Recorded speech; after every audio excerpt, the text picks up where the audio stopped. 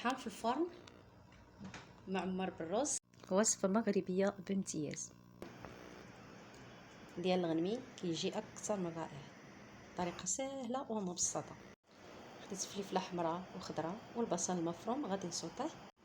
بالنسبة للتوابل عندي هريسة، 2 ملعقات ديال الشحمة مبشورة، خرقوم، كمون، ملح، معدنوس، الشاونية اي تحميرة، فلفل اسود، الابزار والقزبر اليابس. وكنسلقو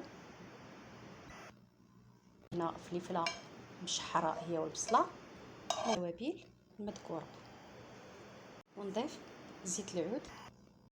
حشوه اقتصاديه وكتجي لذيذه.